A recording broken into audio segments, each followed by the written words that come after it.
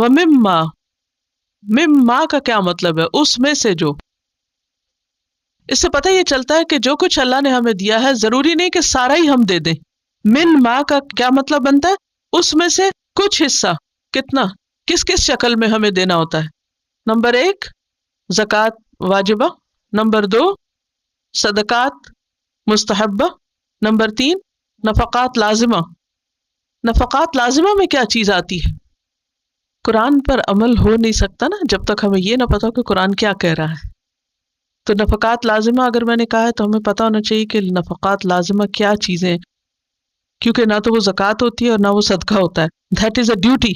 تو وہ کیا ڈیوٹی ہے ہمارے اوپر جسے ہمیں لازمی طور پر ادا کرنا ہوتا ہے؟ شادی کے موقع پر جو حق کے مہر ہے وہ نفقات لازمہ میں سے ہے، اسے لازمی دینا ہے. وہ معاف نہیں ہو سکتا جب تک بیوی معاف نہ کرے. اتنا اللہ نے آپ کو اختیار دیا ہے. اور اس کے علاوہ اور کیا؟ بیوی بچوں پر خرچ کرنا وہ بھی نفقات لازمہ سے. اسی طرح والدین پہ خرچ کرنا اور غریبوں وغیرہ کے اوپر جو خرچ کرنا وہ تو صدقات میں آتا ہے. ٹھیک ہے، رشتہ داروں پہ خرچ کرنا بھی صدقات ہی کا ایک حصہ ہے. باقی بہت ساری چیزیں صدقات میں آتی ہیں کہ جو لازم نہیں ہے کریں تو بہت ثواب ہے، اور اگر نہ کریں تو گناہگار نہیں انسان. اس طرح جس طرح کے نفقات لازمہ کو ادا نہ کرنا وہ ایک طرح ہمارے ذمے ہو جاتا ہے، جیسے قرض کی ادائیگی جو ہے. تھوڑی سی یقیمون الصلاۃ پہ آپ دیکھیے کہ کیا مراد ہے یقیمون الصلاۃ پہ. اس وقت تک تقویٰ کا ثبوت نہیں ہو سکتا جب تک اقامت صلاۃ نہیں ہوتی.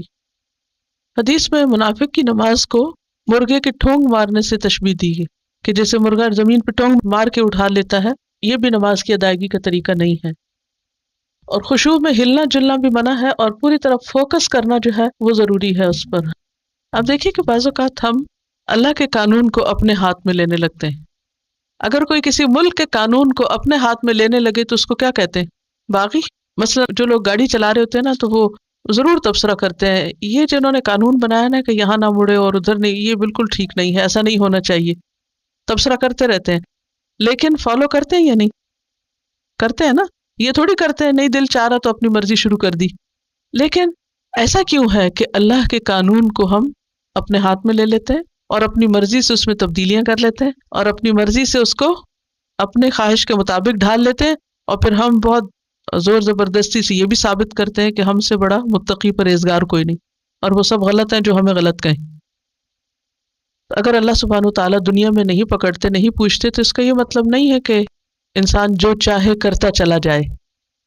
یقیمون الصلاۃ کا معنی یہ ہے کہ جس طریقے پر اللہ سبحانہ و تعالیٰ نے ادا کرنے کے لیے اس کو کہا ہے اس طریقے کی پابندی کی جائے، قبلے کے رخ کو فالو کیا جائے، طہارت کا پورا اہتمام کیا جائے، خشوع و خضوع سے کام لیا جائے، اپنا لباس بھی درست رکھا جائے. خصوصاً خواتین کے لیے ہاتھ اور چہرے کے علاوہ سارا جسم ڈھکا ہونا چاہیے، باریک لباس نہیں ہونا چاہیے.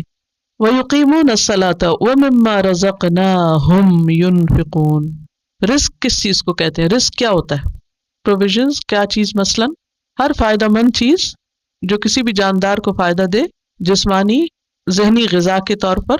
ينفقون کا لفظ نکلا ہے نفق سے، اس کا معنی کیا ہوتا ہے؟ سوراخ، ٹنل.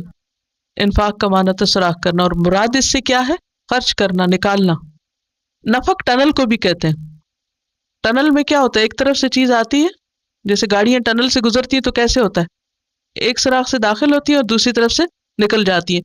تو رزق کا بھی یہی معاملہ ہے، مال کا بھی یہی ہے کہ ایک طرف سے آتا ہے اور دوسری طرف سے اس کو نکلنا ہوتا ہے. اور اگر کوئی ٹنل کے اندر گھس جائے اور وہاں سے نکلے ہی نہیں تو کیا ہوگا؟